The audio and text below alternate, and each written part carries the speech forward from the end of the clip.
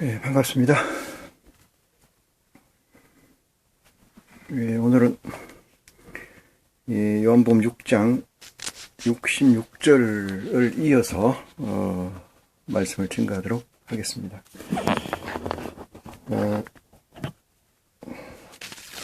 우리 주 예수 그리스도의 이름으로 이 시간을 준비하겠습니다.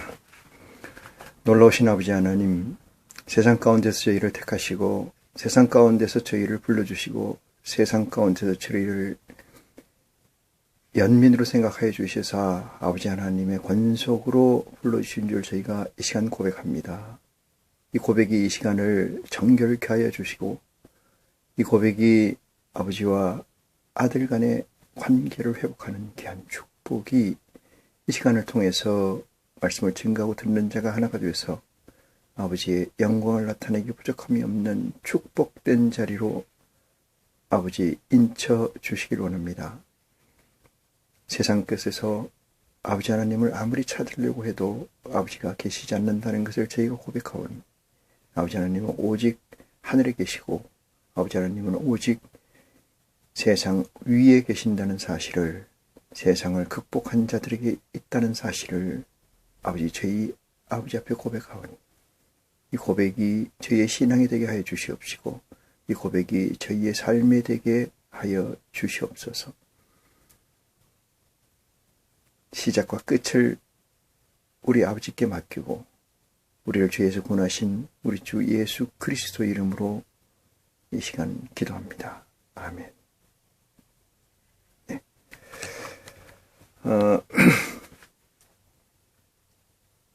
66절입니다.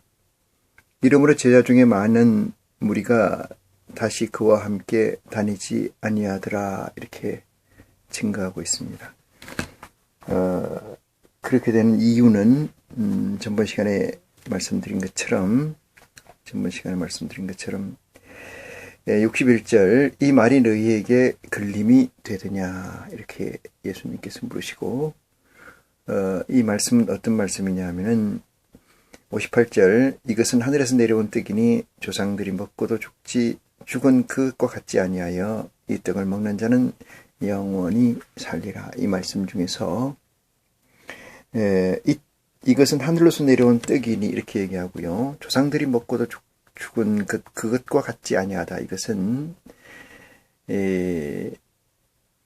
아브라함으로부터 내려와서 현재까지 이르른, 즉 그리스도 이전까지 이르렀던 떡, 그게 기사와 이적이라고 생각했고 그것이 하나님의 축복이라고 생각했던 그 떡에 관해서 부정한다는 사실이 역력히 드러나 있습니다. 그 너희 조상들이 먹었던 떡과 같지 아니하고 이렇게 얘기하잖아요. 같지 아니하여 이 떡을 먹는 자는 영원히 살리라, 이렇게 이야기를 합니다. 여기서 영원히 산다는 것에 대해서 말씀을 좀 증거해야 될 필요가 있습니다. 영원이라는 것은 이들에게, 이 말씀을 듣고 있는 그 유대의 시대에게는, 유대의 상황에서는 영원이라는 것은 있을 수 없다는 것을 확정하고 있는 가운데 있었다, 이렇게 생각할 수가 있어요. 그런데 영원이라고 얘기하니까 이 말이 되느냐 하면서 자기네끼리 쑥덕거리고 있었다. 그래서 이 말이 너희에게 걸리느냐 이렇게 묻고요. 그러면 너희가 인자의 이전에 있던 곳으로 올라가는 것을 볼 것 같으면은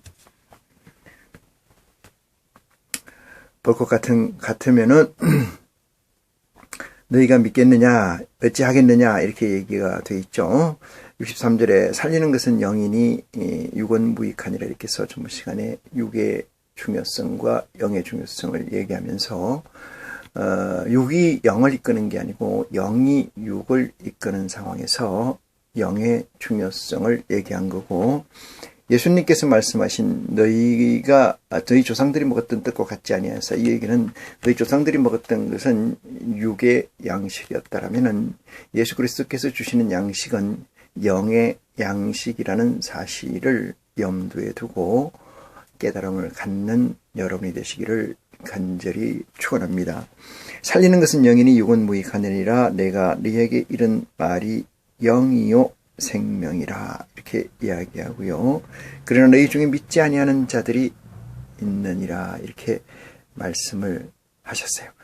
65절에 그럼 이러함으로 전에 너희에게 말하기를 내 아버지께서 오게 하여 주시지 아니하면 누구든지 내게 올 수 없다 하였노라 하시느니라. 이 말씀을 요한복음 4장 44절을 들어서 예수님이 다시 한번 인용을 하십니다. 우리가 늘 아버지께 가기를 원하고 예수 그리스도를 만나기를 원하지만은 예수 그리스도의 복음을 통해서 우리의 삶을 윤택하게 하고 하늘나라에 가는 것을 원치만은 궁극은 우리 아버지 하나님께서 동의해 주시지 아니하신다면은, 우리 아버지 하나님께서 불러주시지 않는다면은, 여호와 하나님께서 종들된 자들을 불러주지 않는다면은 아들의 권속으로 트랜스퍼되는, 영전되는 놀라운 역사는 우리들에게 없다는 사실을 예수님께서는 요한복음 6장 65절을 들어서 다시 한번 확인하십니다. 66절입니다. 이러므로 제자 중에 많이 물러가고 다시 그와 함께 다니지 아니하더라 이랬어요. 다니지 아니하는 것은 수근수근한 얘기의 포인트. 그 다음에는 살리는 것은 영이니 육은 무익하느니라, 이 말씀에 기인한 것으로 해석할 수가 있습니다. 예수 그리스도가 아니고 이 시대에 누가, 이 시대에 저 같은 사람이 또는 이 말씀을 듣는 형제 여러분 같은 사람이 살리는 것은 영이니 육은 무익하느니라.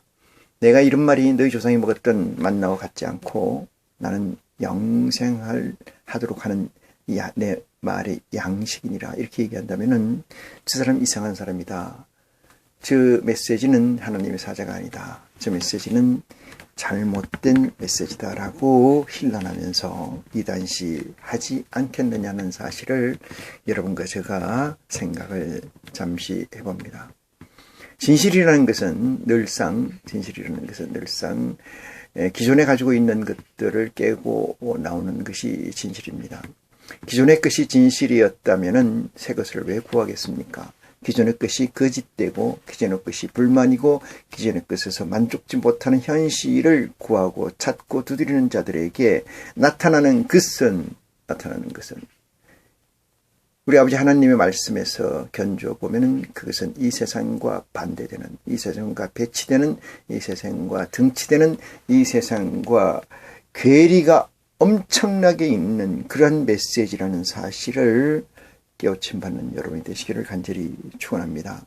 세상 사람들은 자기 것을 구하는데 여기서 예수님께서 말씀하시는 우리들에게 주시는 메시지는 태초, 다시 말씀드려서 하나님의 말씀을 찾고 구하고 두드리는 자, 갈급한 자들에게 하시는 말씀이라는 사실과 또 그들이 태초를 경험하고 하나님께서 불러서 예수 그리스도 앞으로 나오게 한 자들에 한해서 하시는 메시지라는 것을 염두에 둘 때 우리가 구하고 찾고 구하는 것은, 찾고 두드리는 것은 이 세상의 연장선상이 아니고 이 세상과 같지 않은, 이 세상과 반대되는 개념의 가치를 구한다는 사실을 염두에 두시길 바랍니다. 예수님께서 말씀하실 때 이 말이 너희에게 걸림이 되느냐? 제가 여러분에게 묻습니다. 제가 하는 이 말씀이 너희에게, 여러분에게 걸림이 됩니까? 걸림이 된다면은 예수 그리스도는 여러분하고 아무 관계가 없는 하나의 미신적 존재로 전락하는, 미신적 존재로 전락시키는 배도를 범하게 된다. 이런 말씀을 덧붙여 드립니다. 66절, 이러므로 제자 중에 다 나가고 엄도 없더라. 67절입니다. 예수께서 12 제자에게 이르시되 너희도 가려느냐 이렇게 묻습니다. 너희도 가려느냐?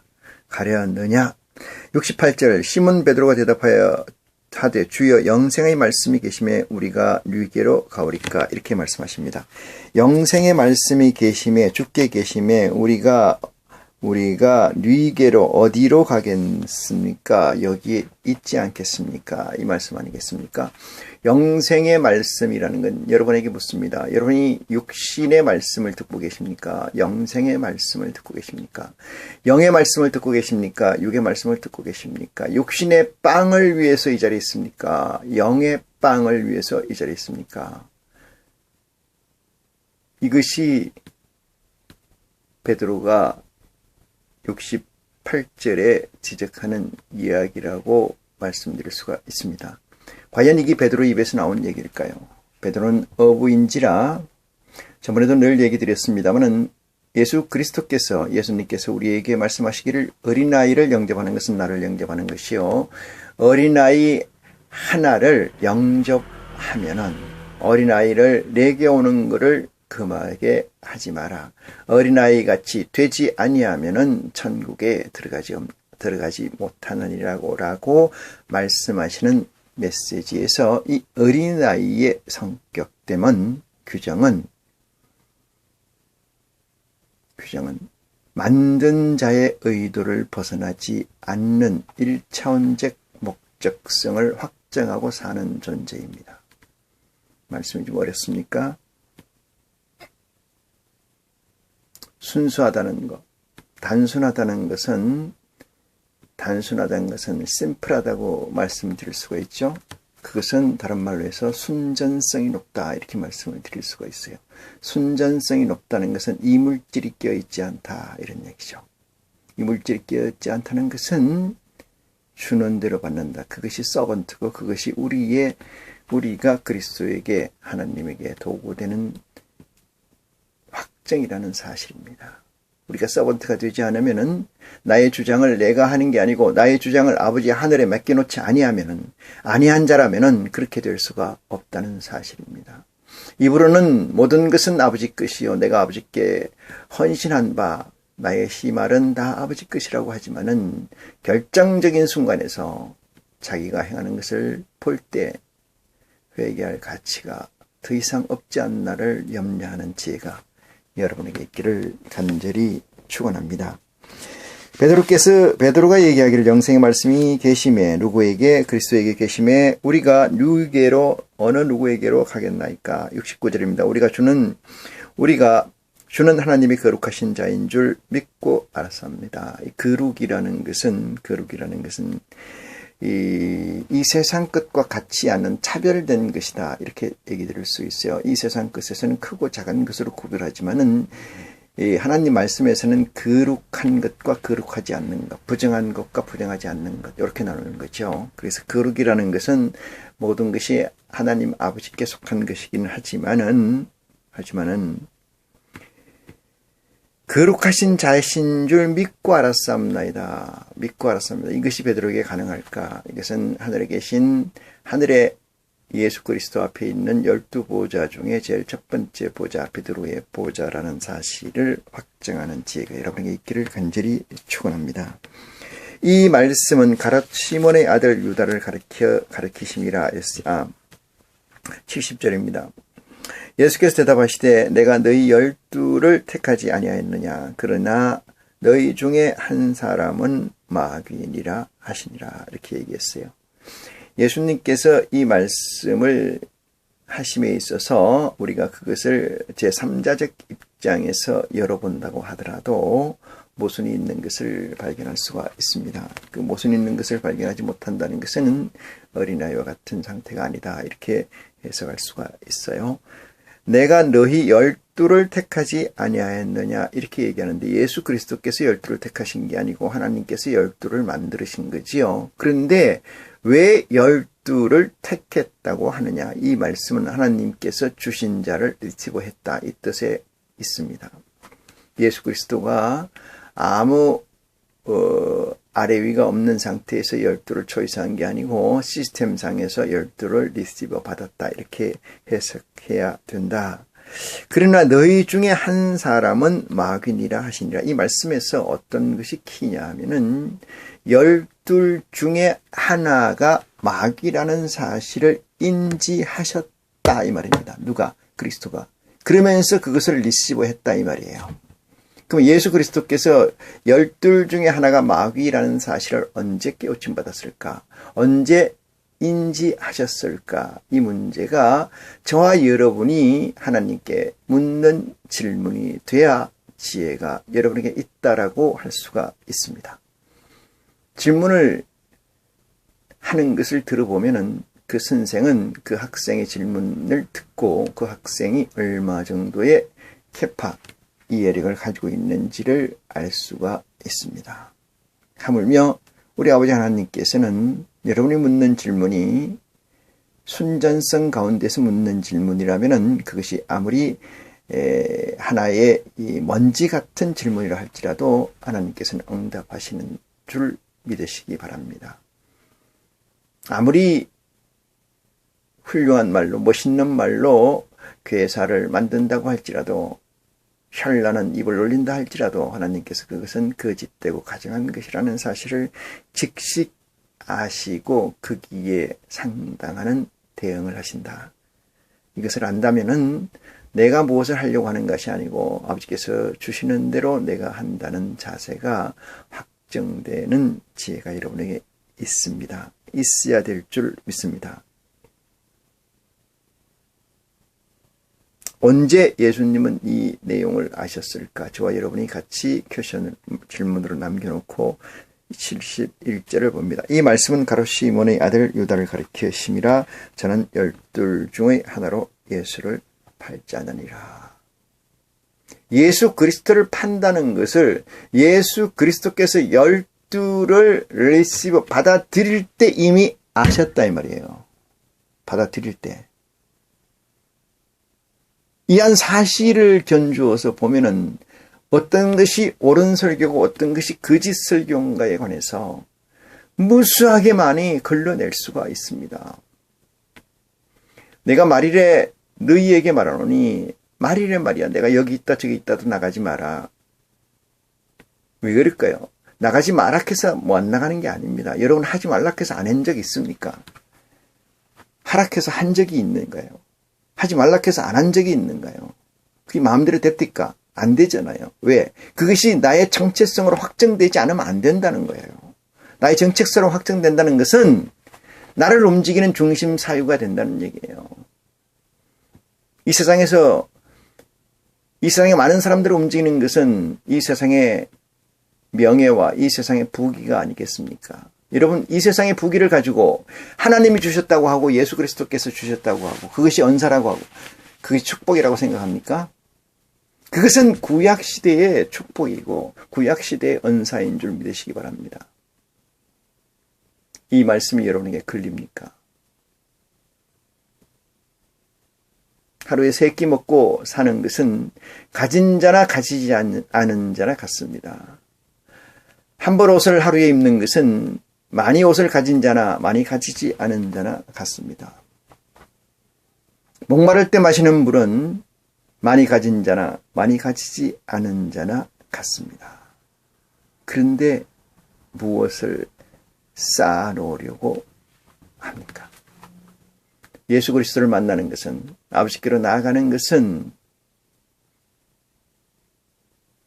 세상의 명예와 부귀가 아니고 세상의 권세와 세상의 파워가 아니고 아버지 세상에서 받을 상인 줄 믿으시기 바랍니다. 그것만이 나의 정체성으로 가지는 축복이 이 시간을 통해서 여러분에게 이 복음의 메시지를 듣고 있는 여러분에게 각인에게 있기를 간절히 소망합니다.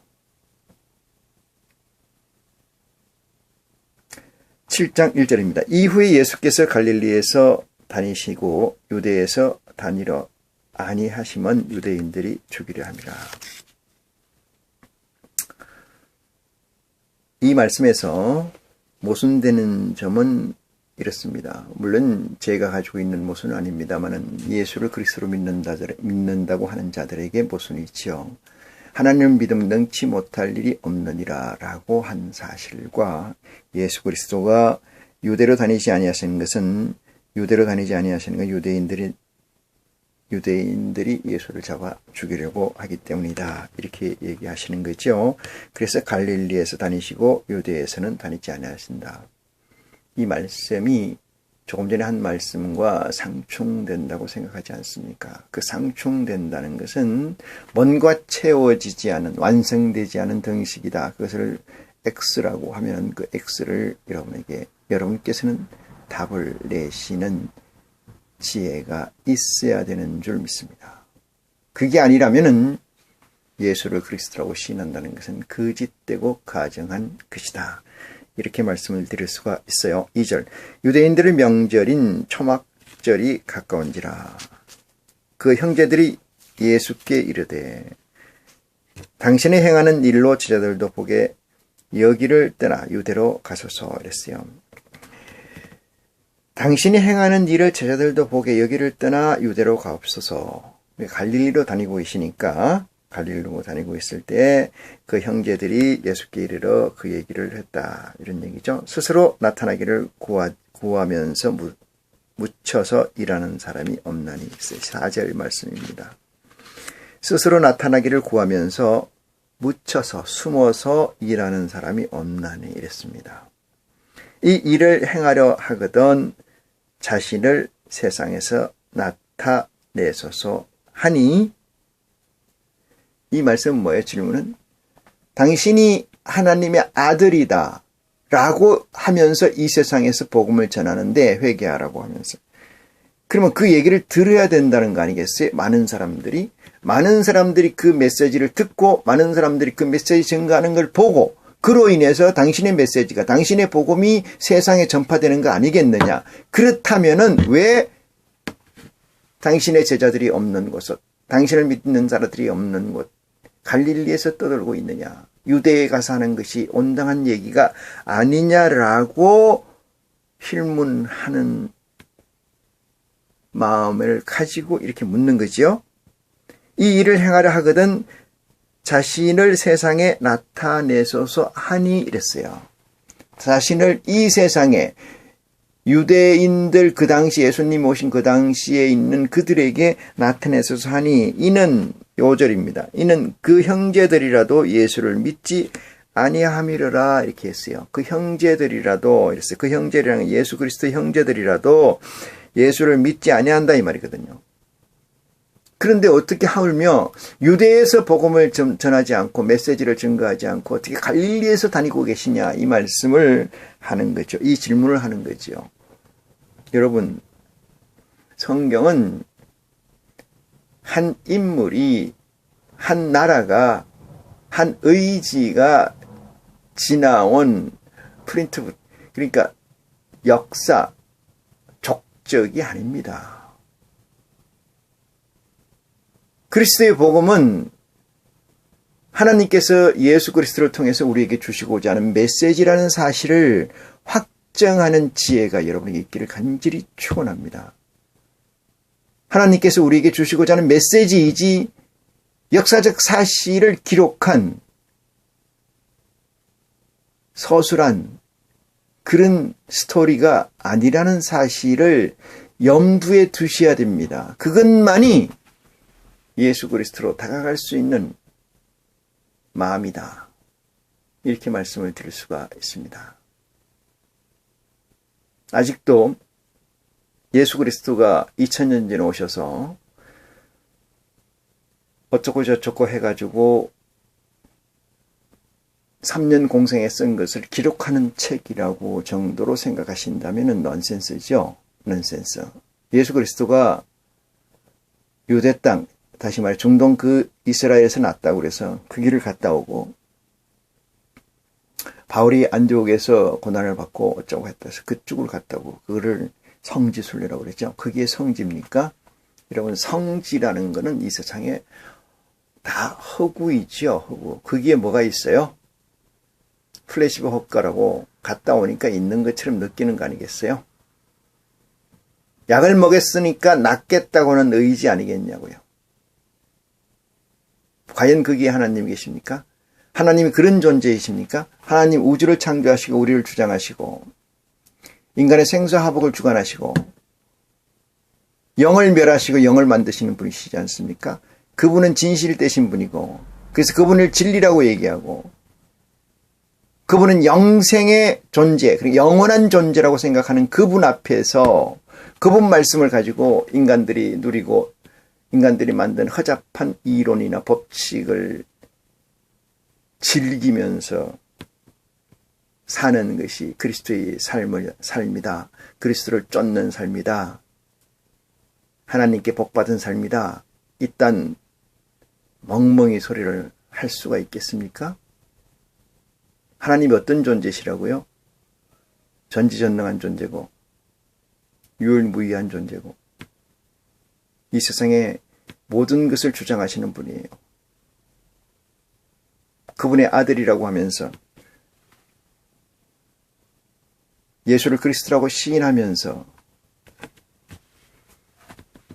이율배반적이고 모순율이 극에 달하는 이 사건을 어찌 해석해야 됩니까? 6절입니다. 예수께서 가라사대 내 때는 아직 이르지 아니하였거니와 이랬어요. 너희 때는 늘 준비되었느니라. 자, 이 말씀이 무슨 말씀인가 하면은요, 내 때는 아직 이르지 아니하였거니와 이렇게 이야기하시잖아요.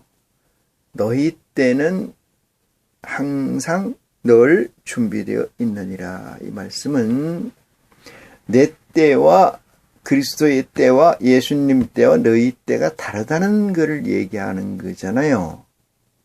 그렇지 않습니까?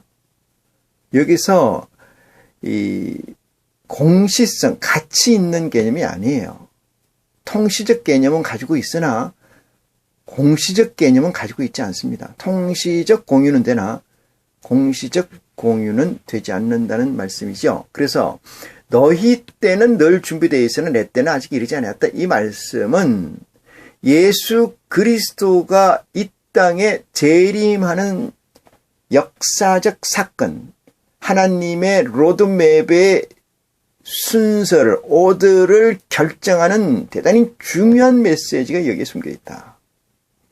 이 말씀입니다. 너희 때는 늘 준비되어 있으나 내 때는 아니기 때문에 내가 숨어 댕긴다 이 뜻이에요. 내가 피해 댕긴다 이 말입니다. 왜? 내가 죽으면 안 된다 이 말이거든요. 이게 무슨 얘기냐? 조금 전에도 얘기 드렸습니다. 미주수 X를 여러분에게 질문으로 드리고 여러분은 그것을 질문으로 확장하고 그것이 여러분에게 믿음의 척도, 믿음의 가늠자가 되는 답을 내야 된다는 거예요.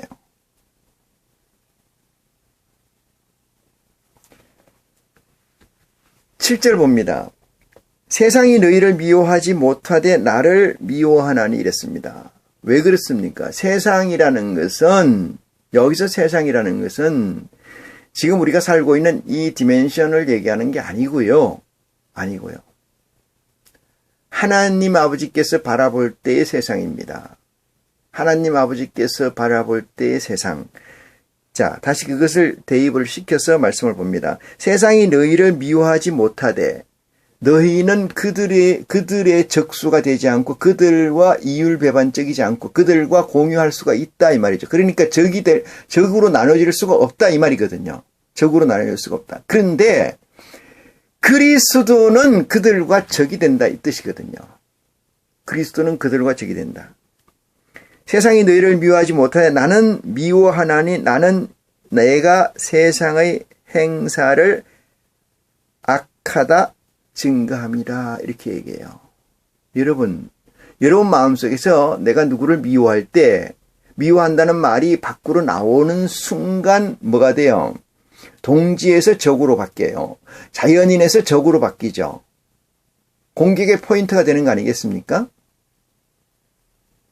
예수 그리스도는 뭐를 얘기하느냐 하면은 여러분 유대 땅 그 당시의 세상에 와서 예수 그리스도가 증거하는 것이 뭐가 된다는 거예요? 그 당시와 적이 된다는 거예요. 적이. 에너미. 여러분은 지금 세상의 적이 됩니까? 세상의 적이 돼 본 적 있어요? 이게 세상의 적이라는 것은 하나님 아버지께서 적이라고 규정하는 그 가치를 얘기합니다. 하나님 아버지께서 적이라고 규정하는 가치가 뭐예요?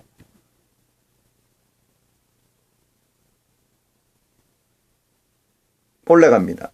말라기 선지자까지 올라가서 예수 그리스도가 이 땅에 오시기 전까지 어떤 상태였습니까? 메시아를 구하고 찾는 시대였습니다.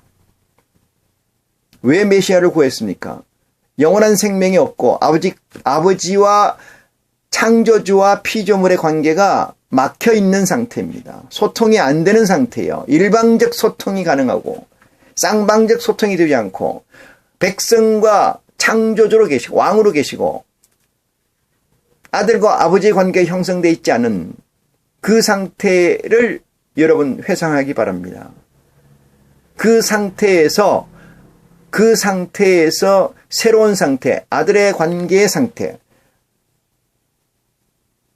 창조주가 아니고 아버지인 상태, 그것을 확정하러 오셨기 때문에 그 확정하려고 하는 그 가치의 반대편에 있는 자가 예수 그리스도를 적으로 규정해서 죽이려고 한다, 이 뜻입니다.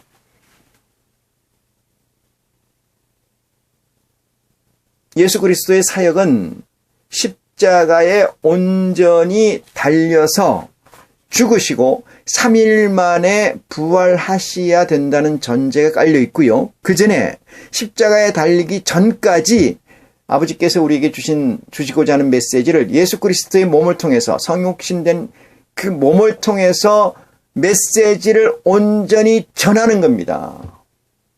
그럼 온전이라는 건 뭘까요? 하나님의 만족한 상태까지, 우리 아버지께서 만족한 상태까지 증거하는 내용이죠. 그게 그리스도의 미션이에요.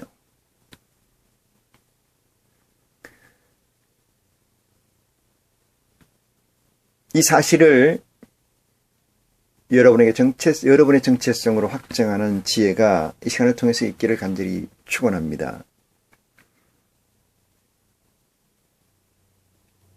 세상이 너희를 미워하지 못하되 왜? 그리스도의 복음이 증거되지 않았기 때문에 그렇습니다. 그러면 뭐냐? 세상과 너희는 하나라는 증거예요. 동반자, 동역자, 동행자, 동업자라는 얘기입니다. 예수 그리스도는 동업자가 아니지만은 너희는 지금 동업자라는 얘기죠. 그렇기 때문에 저들이 너희를 미워하지 않고 나를 미워한다는 사실이죠. 그렇다면은 조금 전에 물었던 질문을 다시 끄집어냅니다. 예수 그리스도의 시간과 우리의 시간, 너희라고 지칭되는 이들의 시간은 차이가 있다. 통시성은 있으나 공시성이 없다. 공유가 안 된다. 이 얘기 있잖아요. 이것은 베드로가 얘기한 얘기에서 답을 찾습니다. 예수님께서 베드로에게 이렇게 이야기를 하십니다. 너희는 나를 누구라 하느냐? 주는 그리스도시요 살아계신 하나님의 아들이나이다. 예수님께서 다시 얘기합니다. 땅에서 매면 하늘에서도 매고 그 사이에 천국 열쇠를 내가 너희에게 준다는 거죠. 주리니 땅에서 매면 하늘에서 매고 땅에서 풀면 하늘에서 풀린다. 이 시차성을 얘기한다는 사실을 깨우침 받는 축복이 이 시간을 통해서 여러분에게 있기를 간절히 소망합니다. 자, 세상이 너희를 미워하나니 세상을 미워하되 나를 미워하나니 세상이 너희를 미워하지 못하되 나를 미워하나니 이는 내가 세상의 행사를 악하다 증거함이라. 이 악하다 증거하는 것은 예수를 그리스도로 시인한 그 입술을 가진 그 몸은, 그 정신은, 그 영혼은 어떻게 해야 돼요? 세상과 등진 자가 되어야 된다. 세상과 짝된 자가 되어서는 안 된다, 이 말이거든요. 짝된 자가 되어서는 안 된다. 나는 교회에서 주는 밥을 먹고 나는 교회에서 주는 돈으로 살며 내 일이라는 것은 교회에 오는 사람들에게 복음을 전거하는 것이 내 일이므로 나는 세상과 짝된 자가 아닙니다라고 증거하는데, 여러분 그 증거의 모순을 찾을 수가 있습니까? 그 증거의 모순성을 찾을 수가 있습니까? 그렇게 얘기하는 자는 세상과 짝된 자가 아니라고 얘기하고 싶은 그지나요. 과연 그 자가 세상에 짝된 자가 아니라 할 수가 있겠습니까? 길 가는 사람을 잡고 물어봅니다. 과연 조금 전에 얘기했던 사람은 난 교회에서 밥을 먹고 교회에서 일을 하며 교회에 오는 사람들에게 복음을 전가하고 있어요.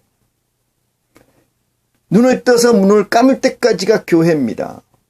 복음입니다. 나는 잘 살아요. 부족한 게 없습니다. 이 세상에서. 느리지 않은 아파트 40평. 한 달에 인컴 연봉 1억 넘습니다.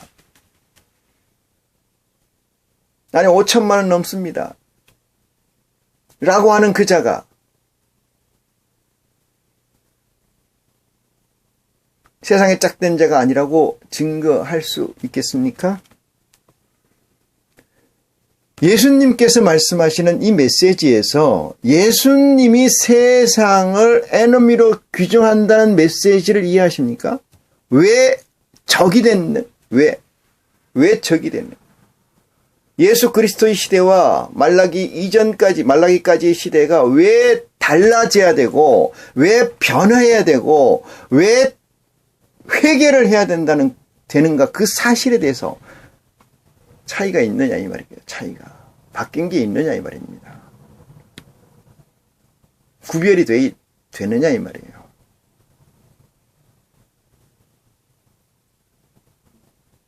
그리스도 이후 바울 이후에 마르키온이나 여러 가지 있어요.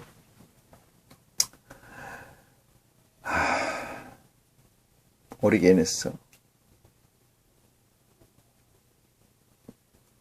아우구스티누스, 토마스 아퀴나스로 이어지는 정통이라고 얘기하는 캐톨릭에서 혁신을 하겠다고 나온 마틴 루터로 시작해서 생성된 이 신교는 과연 그들과 차이점이 있습니까? 과연 그들과 차이점이 있습니까? 그들보다 더 부패하지 않았나요? 예수 그리스도가 얘기하시는, 어쩌면 예수 그리스도가 얘기하시는 이 관점이 그 당시부터 지금까지, 바울 이후부터 지금까지 한 번도 구현된 적이 있었던가 하는 의문을 저는 가지지 않을 수가 없습니다.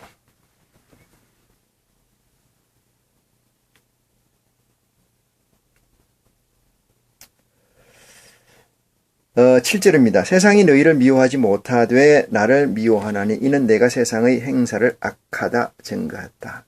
한마디로 증거하죠. 예수님께서 세상의 모든 것은 악하다 증거합니다.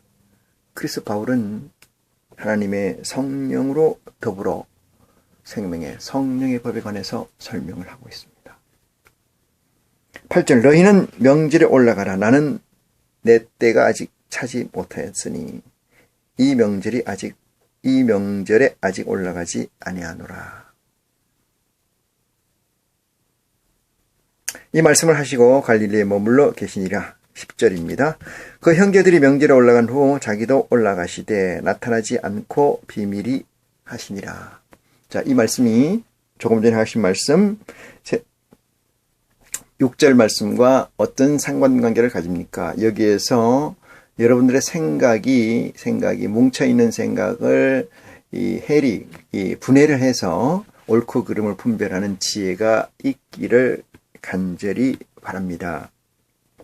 명절 중에 유대인들이 예수를 찾으면서 그가 어디 있느냐 하고 예수께 대하여 무리 중에서 수군거림이 많아 혹은 좋은 사람이라 하며 혹은 아니라 무리를 미혹하게 한다 하나 이랬습니다.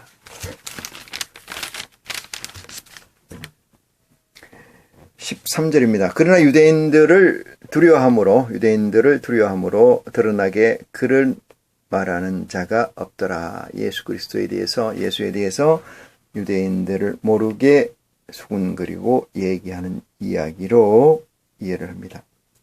14절입니다. 이미 명절의 중간이 되어 예수께서 성전에 올라가사 가르치시니 유대인들이 기이 여겨 가르되 이 사람은 배우지 아니하였거늘 어떻게 그를 아느냐 하니 이랬습니다.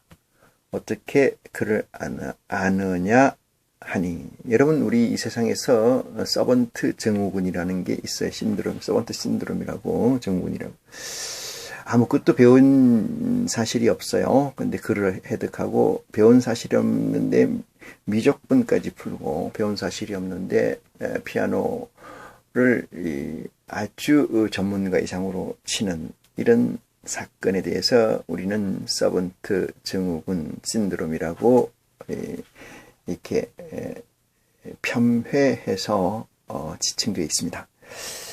배우지 아니었는데 안다. 이 세상은 우리가 사는 이 세상도 마찬가지입니다. 이 세상은 물질, 비어있는 것이 없이 물질이 꽉 차져 있습니다. 물질이 꽉 차져 있다는 것은 이 세상은 어떠한 섭리, 하나님의 섭리 가운데서 운용되고 있다는 사실을 증거할 수가 있어요. 떨어져 있는 것이 아니고 다 붙어 있다, 이렇게 얘기할 수 있어요. 여기서 나오는 것이 라이프니츠가 얘기한 것처럼 프랙탈 이론을 얘기할 수가 있어요. 프랙탈 이론이라는 것은 부분을 알면 전체를 안다, 이 뜻으로 해석을 저는 합니다. 전체를 알면 부분을 아는 것이 아니고 부분을 알고 전체를 안다. 이 세상의 학문은 전체를 알기 위해서 부분을 모아서 전체로 배우는 거죠. 그 전체를 배우는데 어떻게 배우느냐? 죽기까지 배웁니다. 그래서 세상은 죽기까지 세상을 이해하지 못하죠. 여기서 놀라운 지혜가 있습니다. 예수님께서 우리에게 이르시기를 구하고 찾고 두드리면은 열린다고 하시는 이 메시지는 한편 어떤 것을 증거하느냐 하면 프랙탈 이론을 증거한다. 부분이 전체이고 전체가 부분이다는 이야기죠. 놀라운 얘기를 한 말이 있죠. 그 말이 누가 했는지 지금 명확치는 않은데 부분의 합은 전체보다 크다, 이 뜻이에요. 부분의 합이 왜 전체보다 클까? 전체를 쪼개서 10개로 나눴다. 이러면은 나누어진 것을 다 더하면은 10개를 더하면 하나씩 더해서 보면은 열이 되고, 열은 다시 쪼개도, 열이 되는 거 아니겠습니까? 그런데, 부분의 합은 전체보다 크다, 이 뜻이에요. 부분의 합은 전체보다 크다. 여기서 느끼는 우리가 알지 못하는 가운데 이 세상에 존재하는 것들의 간섭이라고 말씀드릴 수가 있어요. 그래서 아는 것과 모르는 것, 우리가 어느 나라나 교육 체계를 가지고 있죠. 대한민국은 6334의 체계를 가지고 있어요. 6년 초등학교, 3년 중학교, 3년 고등학교, 4년 대학교의 편제인데, 이 편제는 위정자들이 합리적이라고 생각하는 것을 나누게 되죠. 여기서 합리적이라고 하는 것은 어떠한 내용을 얼마만큼을 절대적 가치로 배워야 된다는 데 있지 않습니다. 인간이 어린아이부터 성인이 될 때까지 어떤 커리큘럼으로 가져갔을 때 사회성을 확정하느냐에 달려 있어요. 그런데 여기에서 문제가 생깁니다. 여기서. 인간은 사회적 동물입니다. 인간은 사회적 동물이라는 것은 사회라는 것은 몸소 부딪히면서 익히는 것이죠. 몸소 부딪히면서 익히는 것이다. 혼자는 살 수가 없다. 이 가치가 우선하는 것을 사회성 동물의 개념이라고 설명한다면은 사회성 동물에게 어떤 가치를 제1가치로 주어졌을 때 그 동물들이, 그 사회가, 그 조직이, 단체가 잘 완성되느냐 하는 것은 그 사회성의 키워드를 어떻게 생각하고 그것을 어떻게 포커싱하느냐 관계에 있다. 지금 우리나라 대한민국 체계, 교육 체계는 6334라는 이 시스템은 완전히 잘못되어 있는 시스템이다. 저는 그렇게 말씀을 드릴 수가 있어요. 여기서 우리는 버릴 수 없이 끼어있는 부분이 국방의 의무가 있긴 합니다만은 어쨌든 사회성을 키우려고 하는 것이냐, 아니면 개인성, 인디비주얼, 개인을 키우려고 하느냐 이 문제에서 사회성이 완성된 자들에게 개인을 부여한다고 보면은 633까지는 사회성, 그 다음에 4 대학과정은 전문성이라고 얘기하는데 퍼스널리티, 개인의 인격을 완성하는 단계다. 이렇게 나누어 보면은 우리나라의 교육 체계는 대단히 잘못되어 있다. 이렇게 말씀을 드릴 수가 있고, 여기서 얘기하는 15절에 얘기하는 키야도 저 사람이 배우지 않았는데 어떻게 저 얘기를 하느냐 이 문제에 대해서 이 세상은 모두가 소통되어 있고 연결되어 있기 때문에 그것을 구하고 두드리고 찾는다면은 온전한 값으로 알 수가 있다는 것을 또한 그리스도의 말씀을 통해서 우리가 확증하게 됩니다. 16절입니다. 예수께서 대답하여 가라사대 내 교훈은 이랬어요. 내 것이 아니요 나를 보내신 이의 것이니라 이랬어요. 내가 말하는 것은 내 것을 가지고 말하는 게 아니고 아버지께서 나를 보내신 이의 메시지일 뿐이다. 17절입니다. 사람이 하나님의 뜻을 행하려 하면 이 교훈이 하나님께로서 왔는지 내가 스스로 한 말함인지를 알리라 이랬어요. 사람이 하나님의 뜻을 행하려 한다면은, 하나님의 뜻을 받으려고 한다면은 이 교훈이 하나님께로서 왔는지 내가 스스로 하는 말인지, 여기서 나라는 것은 인카네이션 된 그리스도를 얘기하고요. 하나님이라는 건 영적 존재, 다시 말해 천지를 창조하시고 주관하시는 우리 아버지라는 개념이잖아요. 이 관계를 어떻게 설명하느냐? 사람이 하나님 뜻을 한다면은 이 교훈이 하나님께로서 왔는지 내가 스스로 하는 건지, 다시 말해서 하나님에 대해서 어떤 확정을 가지고 있느냐, 하나님의 속성을 내가 체득화하고 있느냐 이 말이에요. 체득화하고 있느냐. 그럴 때만이 예수 그리스도의 복음을, 예수 그리스도의 메시지를 읽고 해량할 수가 있다 이 말이죠. 읽고 해량할 수가 있어요. 옥스퍼드 대학교의 리차드 도킨스는 이렇게 얘기해요. 딜루션, 일루션. 신은 딜루션, 일루션. 이 얘기예요. 만들어진 거다. 허상이다. 조작된 거다. 그 자가 얘기하는, 도킨스가 얘기하는 것은 이 세상에서 예수를 그리스도라고 시인한 그 주체들이 모여있는 교회, 교단, 그런 것들을 다 허상이라고 얘기하는 거죠. 그 사람이 멍텅구리입니까? 그 사람이 미쳤어요? 저들이 주장하는 거 보니까 아무리 봐도 지금 멍텅구리다 이 말이에요. 앞뒤 안 맞는 일을 한다 이거예요. 밤이라고 했다, 낮이라고 했다, 낮이라고 했다, 밤이라고 했다. 미친 짓 아닙니까? 지가 해놓고 하나님이 했다 그러고, 지가 해놓고 하나님이 은사라고 그러고, 하나님이 시켰다 그러고, 이게 미친 거 아니에요? 응? 그래서 도킨스가 그렇게 미친 것들이라고 얘기하는 거예요. 그 말이 이해 있습니까? 예수를 그리스도라고 시인하는 여러분, 그 말에 이의가 있습니까? 저는 전혀 없어요. 전혀 없어요. 도킨스가 얘기하는 이의 제기에서 토를 달 말이 없습니다.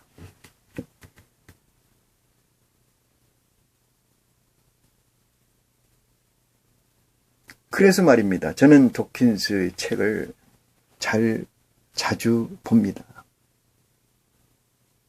예수 그리스도가 십자가에 달리기 전에 세상을 이겨노라고 했습니다. 여러분은 지금 세상을 이기려고 하는 의지가 있습니까? 세상을 이긴 자가 되어가고 있습니까? 이기려는 의지가 있는 자라야 하늘에서 온 예수 그리스도의 메시지를 알아보고, 예수 그리스도를 알아보고, 이 교훈이 어디서 나오는 교훈인지, 세상 것과 다르다, 이것을 알게 된다 이 말이거든요. 이 말이지 않습니까? 18절입니다. 스스로 말하는 자는 이랬어요. 자기 영광만 구하되 보내신 이의 영광을 구하는 자는 참되시니 그 속에 불의가 없느니라 했습니다. 불의라는 것은 의가 아닌 게 없다는 거 아니겠어요? 여기서 의라는 건 하나님의 의지지요. 이걸 저는 선행된 의지라고 얘기하는데, 하나님의 의지에 거슬리는 게 없다. 이게 불의가 없다 이 뜻이에요. 착각하면 안 됩니다. 여러분이 가지고 있는 불의라고 생각하는, 옳지 않음이라고 생각하는 것이 예수 그리스도께 있다고 해서 그것을 지적하지 마라 이 말이죠. 예수 그리스도의 지적은, 예수 그리스도의 의는 하나님이 옳다고 하는 선행된 의지 안에 있기 때문에 불의가 없다고 하는 것뿐이에요. 아시겠습니까? 도적놈들 세계에서 하는 얘기가 잘못이라고 얘기하는 것은 도적놈들이 이 세상에 암적 존재로 있다는 확정하에 그래요. 그 도적놈들 세계가 있고 일반인들 세계가 있다면 도적놈들 세계 안에서는 그것이 의가 되는 줄 알아요. 저들의 생각이 의라 이 말이거든요. 저들의 생각이 의다 이 말이에요. 그들은 저들 조직을 배신하는 자를, 저들 조직을 고자질하는 자를 배신자라고 하지 않습니까? 우리도 마찬가지 아니에요? 우리의 조직에서 이 세상에서 잘못된 것을, 이 세상의 불의라는 것을, 불법이라는 것은 이 세상의 법에 반하는 거 아니겠습니까? 예수 그리스도는 이 세상의 법에 있질 않아요. 세상 법에 있지 않습니다. 아버지 법에 있습니다. 아버지 법이 뭐예요? 선행된 의지 안에 다 있습니다. 그럼 그 길에 모순되는 것이 없다는 증거가 예수 그리스도가 지금 하시는 말씀이에요.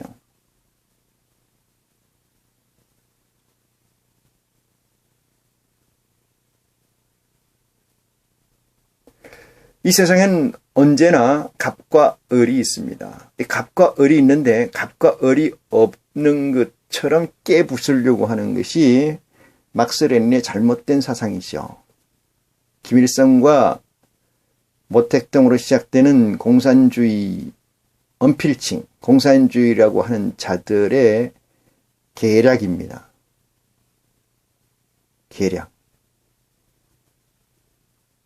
이퀄이라는 것은 없어요. 이퀄이라는 건. 평등이라는 건 없습니다. 이 세상엔 늘 그래서 갑과 을이 존재해요. 갑의 행사를 하는 걸 갑질이라고 한다면은 그거는 마타도예요. 마녀 사냥이라고요. 자본주의나 자유민주주의 체제를 깨려는 사특한 계략이라는 거예요. 이 세상에 갑과 을이 없는 데가 어디 있습니까? 갑과 을이 없어요? 이 세상에? 그렇게 살 수가 있습니까? 이 세상을 뭐라고 그래? 서바이벌 월드. 적자 생존입니다. 적자 생존. 이기는 자가 남는 자예요. 누가 이 세상에 파라다이스를 건설한다고 그래요? 누가 이 세상에 평등을 얘기합니까? 누가 이 세상에 공동분배를 얘기합니까? 5.투생이고 오류투생인 막스 레닌이 얘기한 짤막한 단신을 가지고 전체인 양 휘두르는 자, 하나님에게도 반대되고 하나님의 의지에 반하고 예수 그리스도의 메시지에 반하는 정말로 잘못된 사유죠.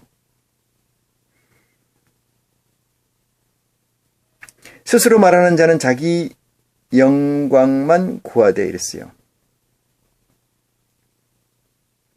자기가 자기 위에 없잖아요.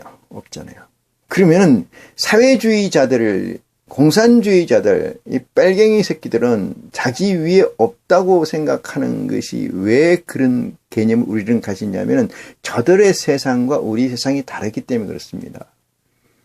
저들의 사유가 우리 사유와 섞일 수가 없어요. 이 세상 사유와 그리스도의 사유가 섞일 수 없습니다. 어떻게 섞여요? 세상을 이처럼 사랑하사, 이 얘기를 하니까 하나님께서 세상을 이처럼 사랑하사 이렇게 말씀하시니까 하나님이 이 세상을 사랑하시니까 이렇게 생각합니까? 그렇지 않습니다. 하나님 천지 창조한 의도, 선행된 목적을 사랑한다는 거지 지금 이 세상을 사랑한다는 거 아니라는 거예요.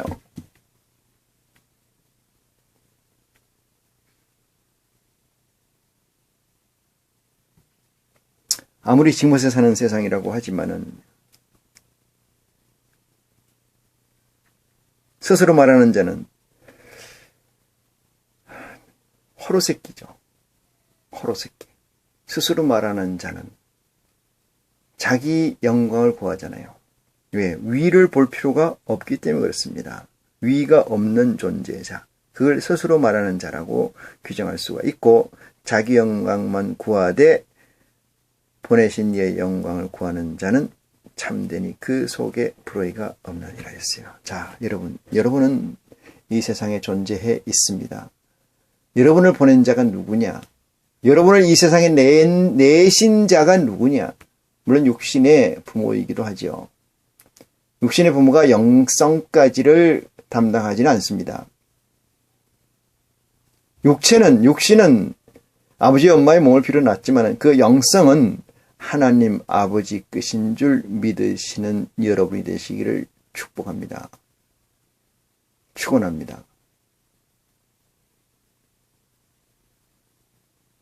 위에 누군가 있어야 되잖아요. 누군가 없는 사람은, 없는 존재는 우리 아버지 하나님 외에는 없다는 사실을 깨달음 받는 축복이 여러분에 있기를 간절히 기도합니다.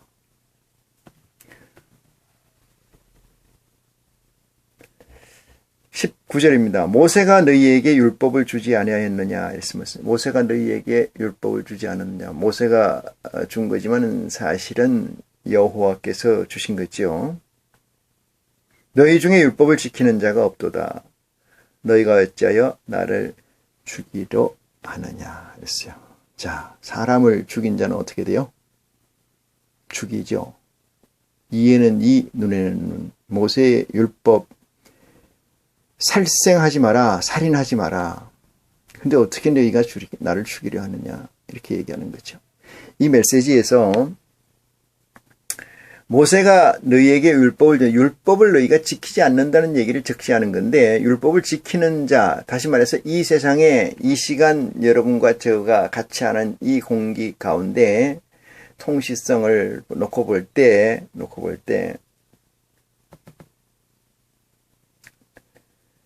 모세의 율법에 있다라고 하면은, 모세의 율법이 있다라고 하면 구약의 전체가 여러분을 지배해야 한다는 것이고, 그리스도 안에 있다고 한다는 것은 구약의 율법이 여러분을 더 이상 구속하지 않는다는 사실에 있어야 됩니다.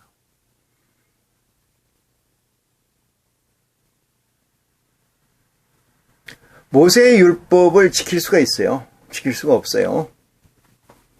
모세의 율법 안에 있다는 것은 모세의 율법을 지켜야 된다는 거고, 모세의 율법을 지킬 수 없기 때문에 사망이 왕노릇한다 이렇게 얘기하는 거예요. 그럼 모세의 율법에서 벗어난 지금도 사망이 왕노릇한다는 이 현실은 모세의 율법 안에 있다 이렇게 얘기하는 거예요. 아니요, 나는 99점, 아니 56점, 모세가 45점, 나는 율법이 45점, 하나님 그리스도의 법이 나는 55점 이렇게 지키고 있는데 왜 죽습니까? 아니 나는요, 모세의 율법은 1점, 그리스도의 메시지는 99점을 가지고 사는 사람입니다. 그런데 왜 죽어요? 죽습니다. 하나님의 법은 0 아니면 100입니다. 이렇게 얘기할지 모릅니다. 한 번 죽는 것은 정한 이치요. 육은 무익하니 살리는 것은 영이요. 영이라고요, 살리는 게. 육체를 살리는 게 영이라고.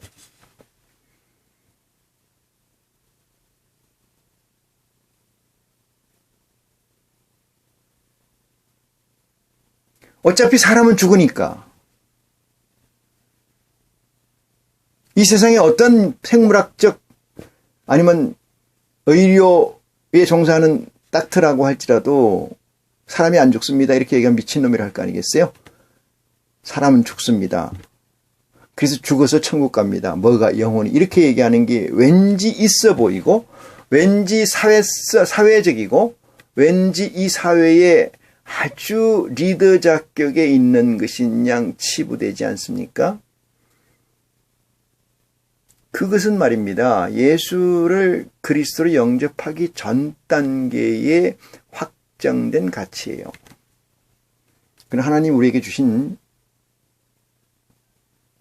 도구마입니다. 정은 명령이에요. 그냥 해야 되는 거예요.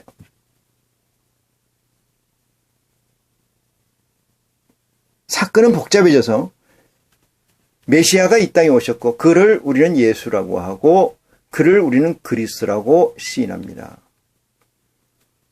그래서 이렇게 얘기해요. 그리스도를 시인한 자는 아버지라 해서 하나님을 아버지라고 부른다. 양아버지, 양자됨의 아버지라고 부른다. 그러므로 사망이 왕노릇하지 않는다. 누구에게? 그들에게. 문제가 심각해지죠.